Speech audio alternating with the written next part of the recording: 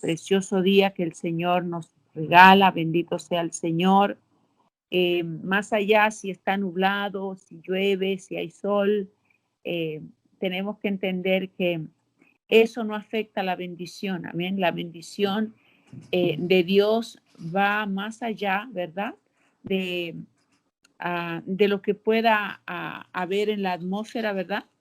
Pero la presencia del Señor en nuestra vida es lo que hace la diferencia, y por eso decimos que es un precioso día, es un hermoso día, porque el Señor está con nosotros y su bendición se dejará ver sobre nuestras vidas. Así que le damos gracias a Dios por esto.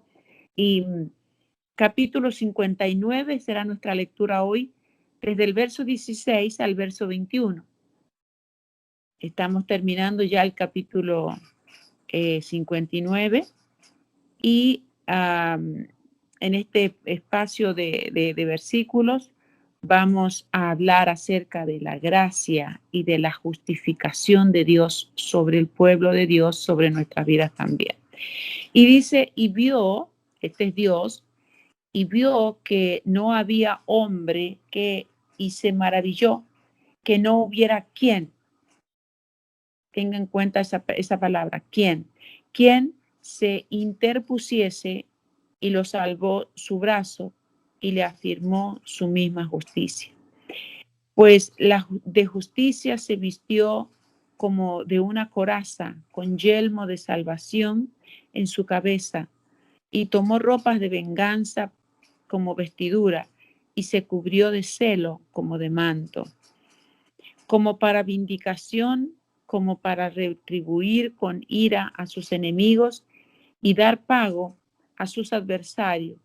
El pago dará a los de la costa, y temerán desde el occidente el nombre de Jehová, y desde el nacimiento del sol su gloria, porque vendrá el enemigo como río, mas el Espíritu de Jehová levantará bandera contra él, y vendrá el Redentor a Sión, y los que se volvieren de la iniquidad en Jacob, dice Jehová, este será mi pacto con ellos, dijo Jehová, el Espíritu mío que está sobre ti y mis palabras que puse en tu boca no faltarán de tu boca, ni de la boca de tus hijos, ni de la boca de los hijos de tus hijos, dijo Jehová, desde ahora y para siempre. Bendito sea el nombre santo de nuestro Dios.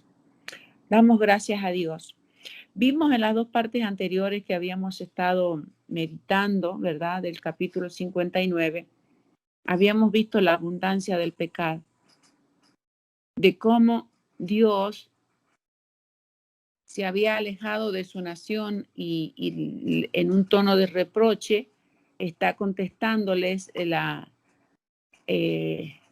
digamos así, la exigencia que tenía el pueblo en el capítulo 58, donde ellos le decían, oramos, no, ayunamos, nos humillamos, y tú no nos haces caso, no nos oyes. Pero Dios en el 59 les contesta por qué es que Él no puede oír sus oraciones ni poder estar a su lado, era por causa de su pecado. En la segunda parte del 59 vemos la nación reconociendo su pecado, reconociendo su mal, reconociendo su extravío, su alejamiento de la presencia de Dios. Ahora vemos a Dios contemplando este escenario, ¿verdad?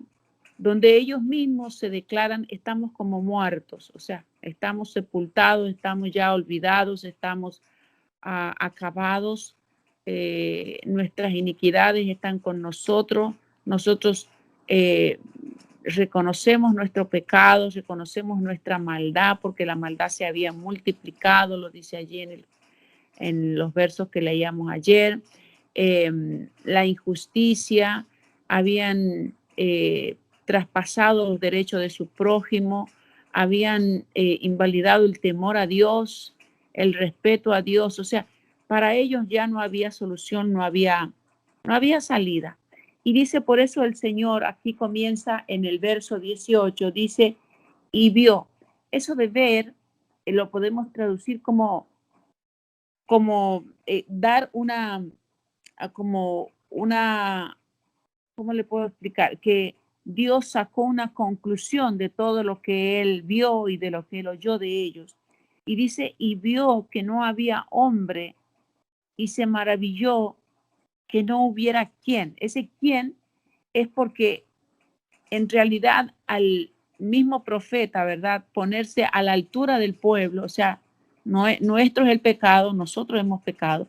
No había quien pudiera ponerse entre Dios e Israel, o sea, no había quien intercediese por la nación. Y eso dice que se maravilló de que no hubiera uno, de que no hubiera quien encontrar a Dios entre todos esos que estaban allí, alguien que tuviera, ¿verdad? El deseo de salir de allí y de sacar a los demás. Esta situación es la que vivíamos nosotros y la que vive el mundo que está sin conocimiento de la palabra de Dios. Es como que nos acomodamos, ¿verdad? Aunque contra nuestra propia voluntad, pero es como que ya la persona después se acostumbra a vivir en el pecado, se adapta tanto a esa situación, se apega tanto a esas cosas, que ya después no les resulta difícil pecar y como que ya no busca salir de allí. Se ha acomodado allí, se ha puesto ahí y de ahí pareciera que no va a salir, como que no tiene la intención tampoco de buscar, ¿verdad? Una salida. Y así estaba el pueblo. Y Dios mira esto. No hay quien, o sea, no hay ninguno que quiera salir de ahí, de ese hoyo. No hay nadie quien esté aburrido del pecado, quien esté cansado de estar en esa situación. Es como que ellos estaban ya entregados, ¿verdad? Estaban ya, se habrán resignado a decir, bueno, aquí vamos a morir y todo va a terminar aquí. Pero Dios tenía otros planes porque acuérdese que ese era el pueblo de Dios. Y dice, no hubiera quien se interpusiese. Ahí está hablando de intercesión.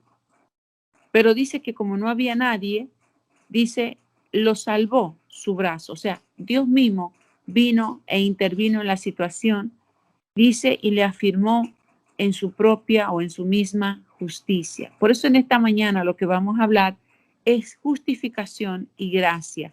Estas dos palabras, si nosotros las comprendemos a profundidad, vamos a entender lo que Dios hizo con ellos en ese momento y lo que Dios hizo con nosotros.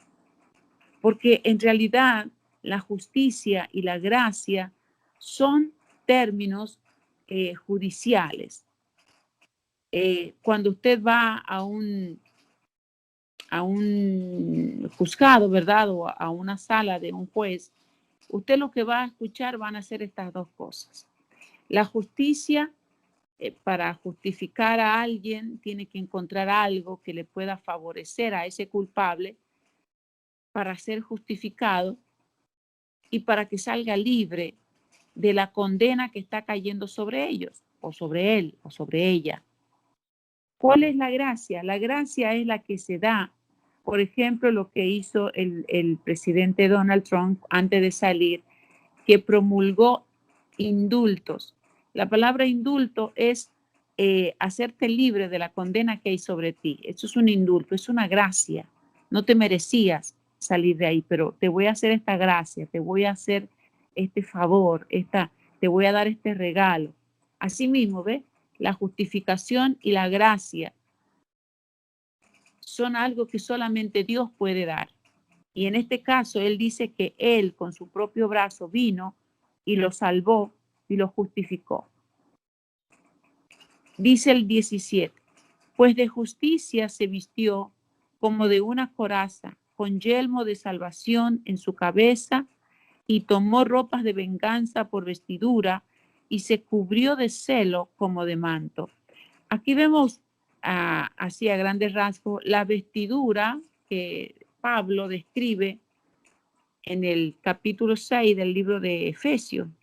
Yo sé que muchas veces lo hemos leído y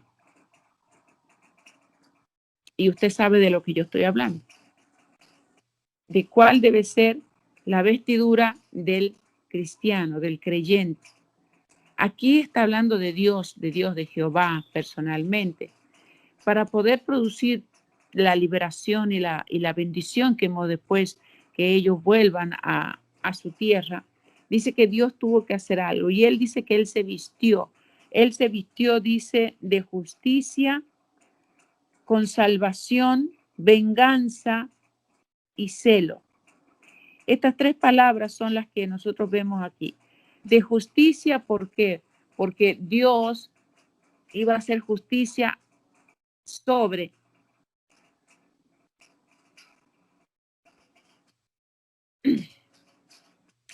Disculpen que en la mañana no me amanece muy bien la voz y me empieza a picar mi garganta.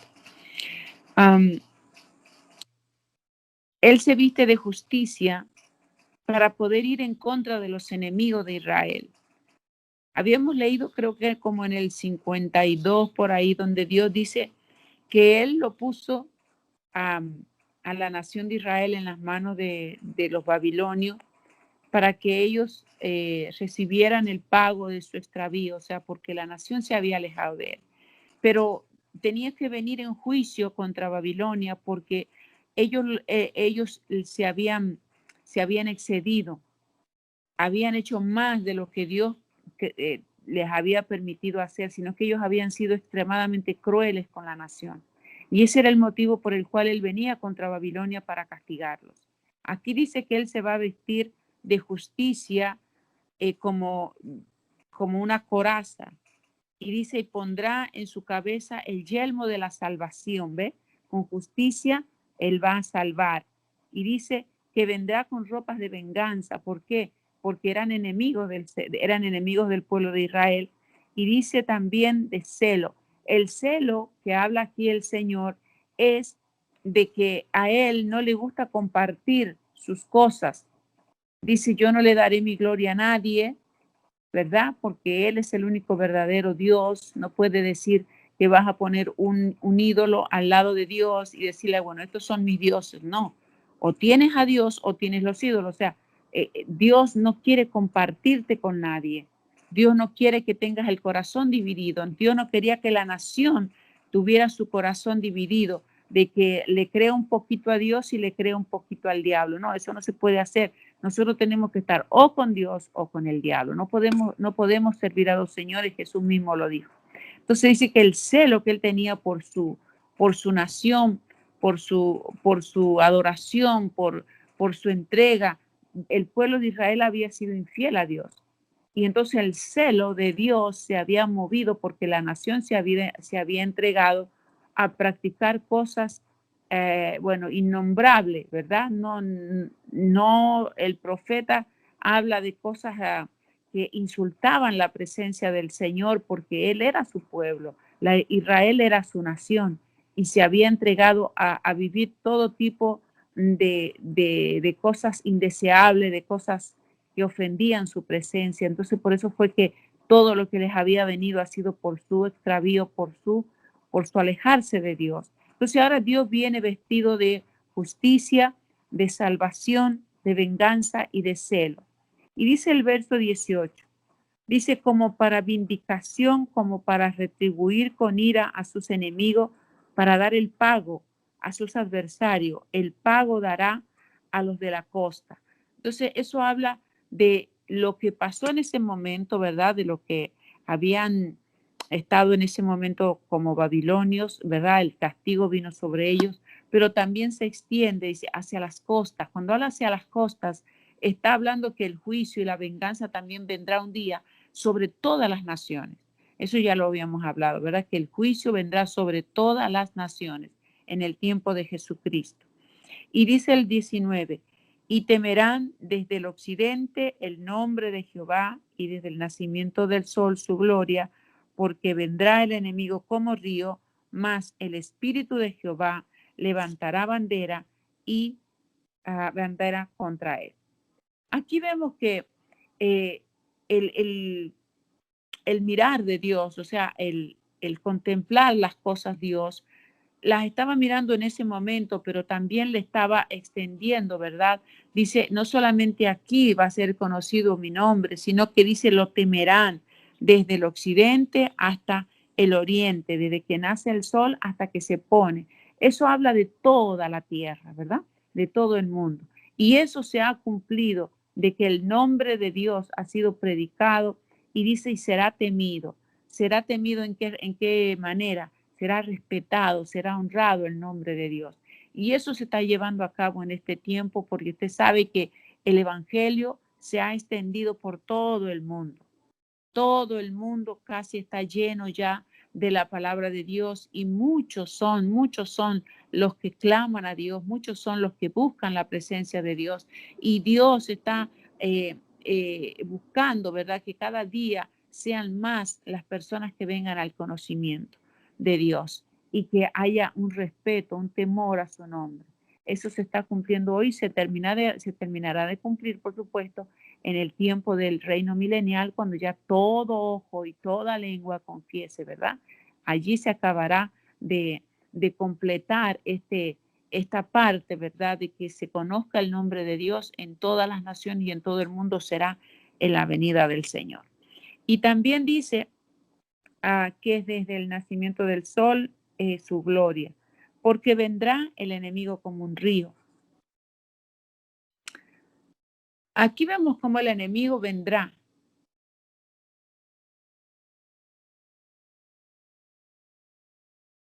Nosotros podemos interpretar que en ese momento el enemigo para Israel eran los babilonios, ¿verdad? Para nosotros como iglesia interpretamos que el enemigo es Satanás el diablo con todo su demonio y todas sus malicias, ¿verdad?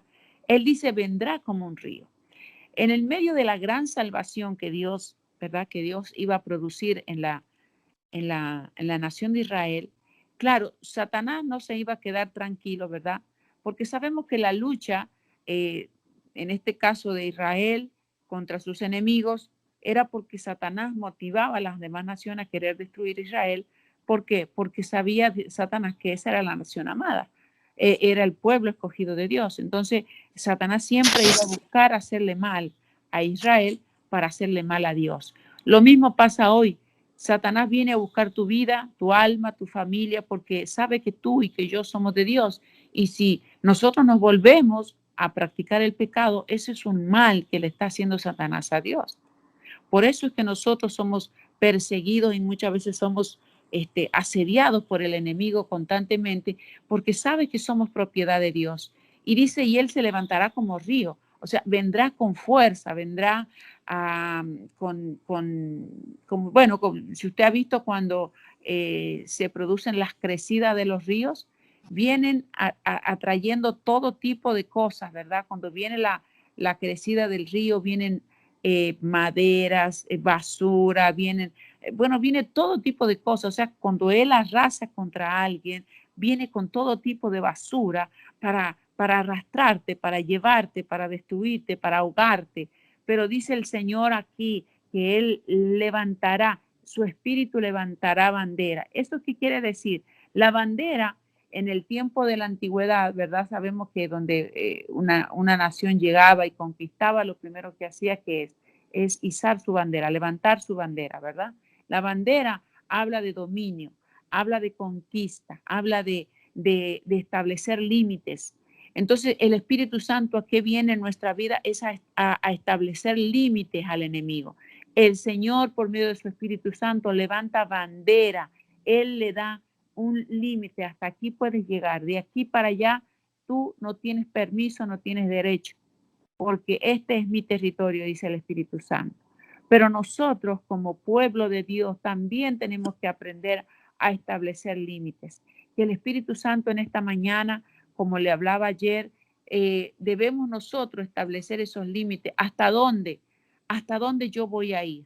Porque en el momento que usted traspasa los derechos, ¿verdad? O traspasa los límites, vamos a hablar así, traspasa los límites del Señor, usted está en territorio enemigo y ya el Señor no tiene permiso de ir a tocar a alguien que cruzó ese terreno. Entonces nosotros no podemos, si tú no me cuidaste, bueno, ¿en qué territorio estabas? Si tú te pasas del lado del enemigo, ya Dios no te puede defender, Dios no te puede ayudar. Mientras tú estés en el territorio de Dios, haciendo lo bueno, haciendo lo correcto, siendo obediente a su palabra, y que el enemigo quiera venir a atacarte, claro, ahí el Señor responde porque tú estás haciendo bien. Pero si tú estás de parte del enemigo, haciendo las cosas del enemigo, así va a ser difícil e imposible que el Señor venga y nos ayude. Entonces aquí el Señor dice, en el conocimiento de la palabra de Dios, también el Espíritu iba a estar en manifestación. Y lo vemos hoy, ¿verdad? Que cuando las 120 personas que estaban allí en el aposento alto fueron investidas del poder del Espíritu Santo, el Espíritu Santo vino a quedarse aquí en la tierra para arropar a su iglesia, para ayudar, para fortalecer a la iglesia. Y desde ese día hasta el día de hoy, la iglesia ha sido guiada, ha sido dirigida, ha sido comisionada por el Espíritu Santo, y es lo que nosotros debemos buscar, vivir en esa llenura, vivir en ese poder del Espíritu de Dios, y podemos alcanzar al ser la voluntad de Dios en nuestras vidas. Aquí en el 20 habla de que vendrá el Redentoración y a los que se volviesen de la iniquidad en Jacob, dice Jehová. Aquí vemos que dice, vendrá el Redentor a Sión. Sión es Israel. Pero dice, y a los que se volviesen de la iniquidad. Ve, Dios no obliga a nadie. Usted predica el Evangelio y el Evangelio cae en todos los oídos, pero no todos responden, no todos vienen a Dios, no todos se convierten, no todos son salvos. Entonces aquí vemos que aún entre la nación de Israel, ¿verdad?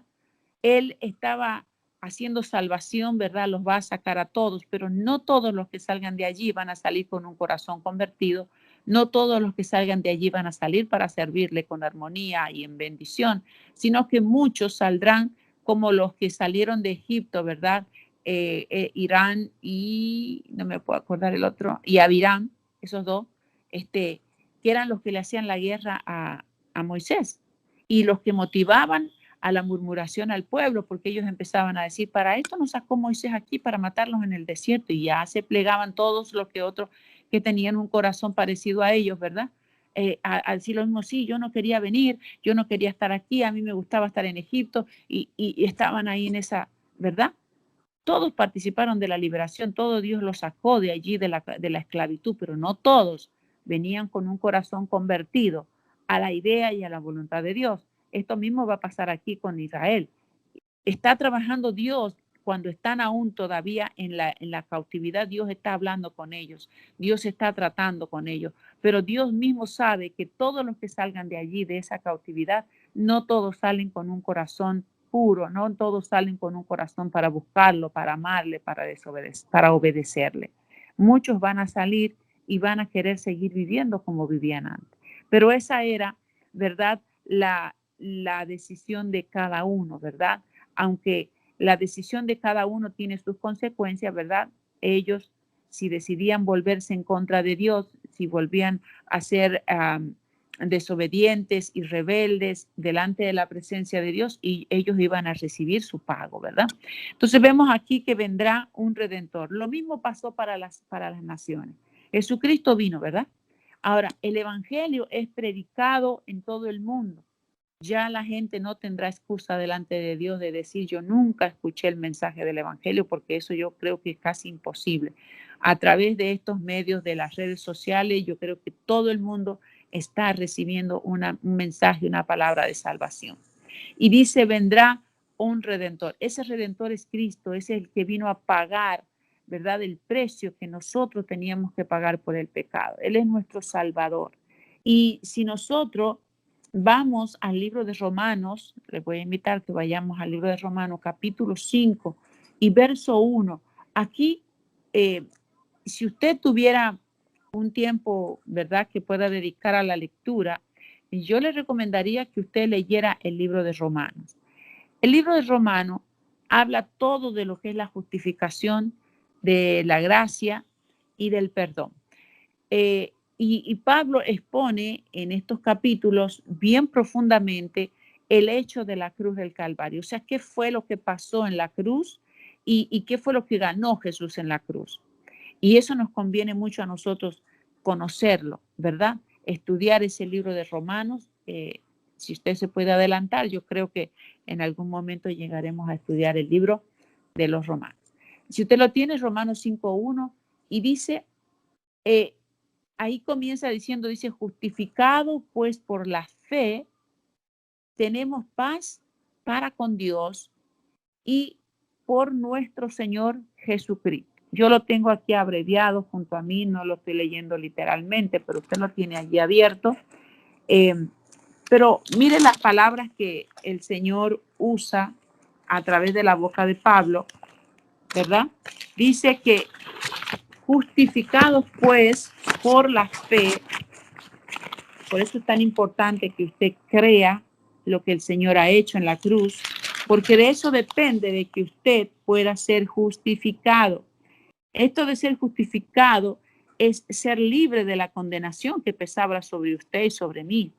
Acuérdese lo que dice el libro de Juan, Evangelio de Juan, capítulo 3 y verso 16, ¿verdad? Un texto muy conocido.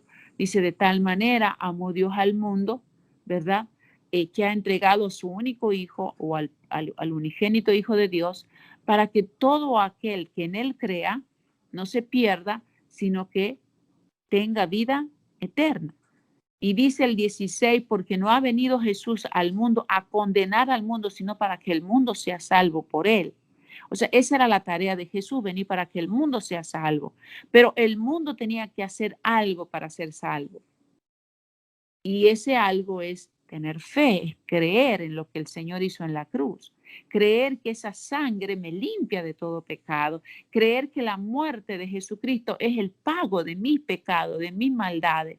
Y yo recibir ese regalo, esa gracia, ¿verdad?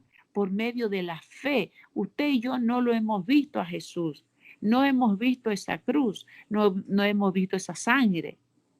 Pero por fe recibimos ese milagro de la salvación. Por fe yo creo en lo que Jesús ha hecho en la cruz. Él lo hizo por mí, lo hizo por amor. Él se entregó, él dio todo lo que él era, toda su vida, dio toda su sangre para pagar por mis pecados. Esa fe que ponemos en ese acto de sacrificio, ¿verdad? Voluntario que Jesús hizo en la cruz, es lo que nos justifica delante de Dios.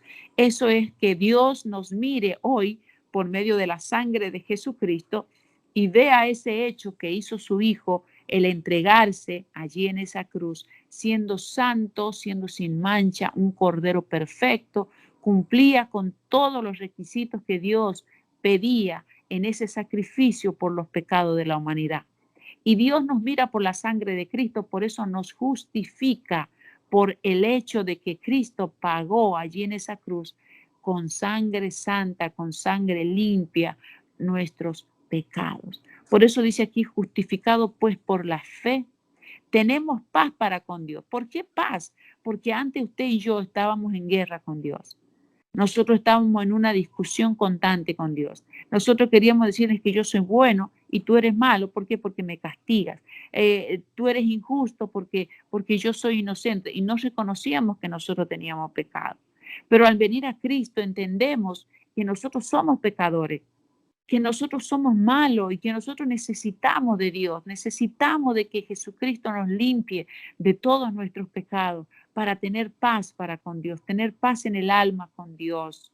Y yo creo que eso mucho necesita hoy el mundo, porque el mundo vive en toda esa aflicción y en todo ese caos que vive, porque no tiene paz, pero mientras tenga pecado en su corazón y no haya arrepentimiento, pues nunca tendrá paz. ¿Por qué? Porque la paz se consigue cuando nosotros hemos sido perdonados de nuestros pecados, cuando ya no hay nada que te acuse, porque has sido limpiado de esa vida vieja, has sido perdonado de todos esos actos inmorales, esos actos violentos, esos actos de maldad, ya no están sobre ti. Por tanto, tu alma, tu espíritu, tu cuerpo pueden estar en paz.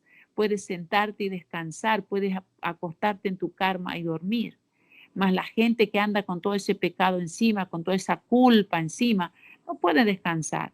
Tiene que tomar pastillas y bajo pastillas duerme. Pero el que está en paz con Dios, aunque sea grande la situación, aunque sea grave el problema, tú pones tu cabeza en tu almohada y vas a lo que vas, es a dormir. ¿Por qué? Porque Dios es el que te da el descanso. Dios es el que te da la paz, el poder conciliar el sueño. Esa es una bendición que Dios nos da a nosotros, a los hijos de Dios. Dice, tenemos paz para con Dios por Jesucristo, Señor nuestro. Y si nosotros nos vamos al libro de Efesios, rapidito, vamos al libro de Efesios, capítulo 2, verso 8. Allí vamos a entender que nosotros tenemos algo muy grande, muy precioso, y esa es la salvación, ¿verdad?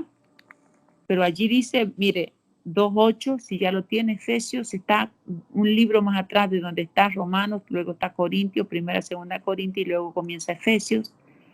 Y dice en el verso 8, capítulo 2, verso 8, dice, por gracia sois salvos por medio de la fe, y esto no es de ustedes, pues es un don de Dios, no por obras, para que nadie se gloríe. Gloria a Dios. ¿Ve? Aquí nosotros podemos entender que por gracia, esa palabra gracia, nosotros estábamos condenados a pasar la eternidad allí en el infierno. Ese es el castigo o ese es el fin de todo aquel que no acepta la salvación que Dios le da por medio de Jesucristo. Aquel que se niega o que rechaza a Jesucristo, el que no quiere saber nada con Dios, lo que le espera es un horno ardiendo en fuego. Y eso no va a ser un ratito, eso es por la eternidad, o sea, por siempre y para siempre. Pero dice aquí que por gracia somos salvos. La gracia, yo se lo expliqué, que es cuando, por ejemplo, está uno encarcelado por 10, por 20 años, pero el presidente, ¿verdad? Dice, voy a hacer un indulto, voy a hacer una gracia. ¿Cuál va a ser? Que le voy a perdonar esa condena, le voy a perdonar esos años de estar en la prisión y le voy a dar la libertad. Y eso se llama indulto. Pero eso nada más lo puede hacer el presidente, nadie más. En este caso, en las naciones democráticas, no sé cómo serán las otras naciones. En este caso, el que puede darnos la libertad, el que nos puede librar del infierno, ese solamente es Dios. Y lo único que hay que hacer para no ir a ese lugar, para no ir a pagar la condena que sí somos culpables, porque usted y yo éramos culpables de nuestros pecados. El que está sin Cristo es culpable de sus pecados porque Él fue y los hizo, ¿verdad? El único que puede librarnos de eso es que nosotros tengamos fe en Jesucristo, en lo que Él hizo en la cruz del Calvario y poder aceptar que la sangre de Cristo nos limpie de todo pecado y comenzar, ¿verdad? Una nueva vida ahora en Cristo. Amén. Entonces dice aquí que somos salvos por gracia.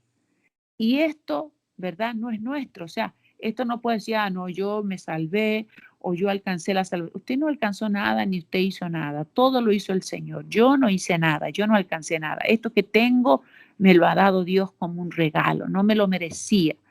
No estaba, ¿verdad? Yo dispuesta o no tenía fuerza o no tendría haber tenido yo la capacidad de poder haber alcanzado el perdón de Dios por mis propias obras, como lo dice ahí el verso 9. Nada de lo que yo hubiera hecho hubiera alcanzado para salvar mi alma, pero lo que Jesús hizo al morir en la cruz y al derramar su sangre y al entregar su vida voluntariamente, alcanzó y sobró delante de Dios para salvar no solo mi alma, sino todo aquel, como dice aquí en la Biblia, en el capítulo 3, verso 16 del libro de Juan. Todo aquel que crea, ese todo aquel no tiene ni raza, ni edad, ni color de piel, es todo aquel, todo ser humano que quiera venir a Cristo puede, por medio de la fe, y alcanzará la salvación y la libertad. Bendito sea el Señor. Ya no irá al infierno, porque estamos siendo librados de la condenación eterna para vivir en la eternidad con Dios nuestro Creador. Y nosotros tenemos que entender esta palabra, mis amados. La nación de Israel estaba siendo castigada cruelmente por sus enemigos y estaba allí porque ella se lo había ganado. Dios le había dado toda la bendición a Israel, pero Israel había menospreciado la bendición de Dios y se había ido detrás de los ídolos, había ido a practicar todo tipo de pecado. Hoy está pagando su pecado. Pero viene una mano salvadora. El Dios Todopoderoso viene personalmente a salvarlos y dice que Él hará este acto de salvación. Y le promete aún más a todos aquellos que se volvieren de la iniquidad, aquellos que de todo corazón se convirtieran a la idea de Dios, a la salvación de Dios. Dice, este será mi pacto con ellos. El Señor va a hacer un pacto con ellos. ¿Y cuál era el pacto que ellos iban a tener? Es que allí en el 21, si usted puede leer conmigo, dice, este será mi pacto con ellos, dijo Jehová. El espíritu mío, y ves que la palabra espíritu está con mayúscula, por tanto está hablando del Espíritu Santo, ¿verdad? Dice que está sobre ti, está hablando de Isaías, el espíritu de profecía, el espíritu de revelación que había en él. Dice, y mis palabras, las que el Señor le inspiraba, que puse en tu boca, dice, en tu boca, no faltarán de tu boca. Eso es con Isaías. Pero también se extiende, dice, estarán en tu boca y no faltarán en la boca de tus hijos, ni en la boca de los hijos de tus hijos. O sea, 3 generaciones. Los hijos de, de Isaías, los nietos y los bisnietos. Pero no solamente de Isaías, sino de todos aquellos de los que se vuelvan del pecado y se conviertan a Dios. Ellos iban a tener generaciones y generaciones de hombres y mujeres que iban a seguir la palabra de Dios y que iban a tener, ¿verdad?, de parte de Dios el privilegio de tener su palabra en su boca. Yo creo que este es un privilegio grande, esta es una recompensa grande para los que buscan a Dios. Buscar a Dios, seguir a Dios no es fácil, mis amados, aunque si lo hacemos con las fuerzas del Señor, claro, se nos hace fácil, se nos hace liviano, ¿verdad? Pero en realidad, todos y cada uno de nosotros tenemos que pasar aflicciones por causa del Evangelio. Muchos de nosotros sufriremos algunas otras cosas más por causa del testimonio del Señor. Hace como 2 años atrás venía hermana Rosita, ella estaba convirtiéndose recién los primeros años y ella tenía mucha guerra con su familia. Yo sé que hay algunos hermanos de hermana Rosita que están aquí conectados, pero había una gran tristeza en el corazón de mi hermana porque decía, pero hermana, ahora estoy haciendo el bien, estoy buscando a Dios. Siento que Dios está conmigo, que estoy haciendo las cosas bien, pero toda mi familia se ha levantado y me dicen muchas cosas y pelean conmigo y yo estoy triste y tengo que llorar mucho. Y ella estaba bien cargada con eso. Pero yo le dije, Rosita, tú tienes que aguantarte, solamente eso es 1 año. En 1 año tú vas a ver tus familias aquí, adorando a Dios junto contigo, pero ahora tú tienes que ser valiente y soportar lo que ellos te hagan por amor a Dios. Y muchas veces nosotros no entendemos esto, porque ahora que hago las cosas bien, es como que todo el mundo está en contra de mí, todo el mundo me hace la guerra, todo el mundo está criticando, todo el mundo está, aún los que estaban de acuerdo conmigo ahora están en contra de mí. Es por eso mismo, porque el llevar el mensaje del Evangelio, el llevar la cruz de Cristo sobre nosotros, no es fácil. Y por causa de la cruz de Cristo, usted y yo vamos a pasar momentos difíciles con la gente. El enemigo se nos va a venir también detrás de nosotros. El enemigo va a levantar gente en contra de ti por causa del Evangelio. Pero sabe, eso no es nada. Eso no es nada. Porque lo que pagó Jesús en la cruz del Calvario, eso sí que fue doloroso, eso sí fue grande, eso sí fue tremendo y eso nos tocaba a nosotros. pero Cristo lo pasó por nosotros. Por tanto, que a nosotros nos insulten o que nos dejen de saludar, que nos quiten la amistad o que nos critiquen porque ahora no hacemos esto otro, no hemos vuelto así o que ahora somos aburridos, ahora que esto, que aquello. Eso no es nada. Pero sabe, si usted hace un pacto con Dios y usted pasa ese momento de dificultad, dice que Dios le promete, no va a faltar ni a tu hijo, ni a tu nieto, ni a tu bisnieto. Yo voy a estar ahí, yo voy a estar con ellos, voy a estarlos llenando, voy a poner palabra mía en sus bocas. Yo creo que bien vale la pena soportar lo que los hombres nos vayan a hacer si con mi entrega, con mi vida, ¿verdad? Con mi testimonio, con mi búsqueda de Dios, voy a alcanzar a mis hijos, a mis nietos y a mis bisnietos, bien vale la pena. Así que la recompensa que viene para aquel que vive para Dios es grande, porque si usted se convirtiera, ¿verdad? Y si a usted, por ejemplo, le gustaría, ¿verdad? Vivir como antes y estar al lado de Dios, no se puede. Pero si Dios te diría, bueno, te vas a convertir tú, pero bueno, los demás, que cada uno vea cómo lo va a hacer. Diríamos, wow, yo creo, pero mis hijos no, y estamos igual porque yo no quiero que mis hijos se pierdan. Pero aquí le está diciendo, vas a tener una recompensa, voy a tener un pacto contigo, voy a tener un trato contigo. Si tú eres fiel, ¿verdad? Si tú te mantienes en fidelidad, si tú me buscas, si tú te consagras, si tú me sirves, yo voy a hacer misericordia con los tuyos, voy a alcanzarlos, los voy a salvar. Aunque la salvación es personal y sus hijos y mis hijos, ¿verdad? Tendrán que tomar un día la decisión de seguir a Dios o no seguirlo, pero por amor a ti Dios va a procurar que todos los tuyos busquen su presencia. Por causa de tu fidelidad, acuérdese que esta salvación que venía sobre Israel en este momento era a causa de lo que había vivido Dios con Abraham, con Isaac y con Jacob. La fidelidad, el amor, la cercanía que ellos tuvieron con él fue lo que lo movió a Dios a decir, no, yo voy a rescatar mi nación por amor, por fidelidad, porque yo tengo un pacto con estos, con Noé, con Abraham, con Isaac y con Jacob.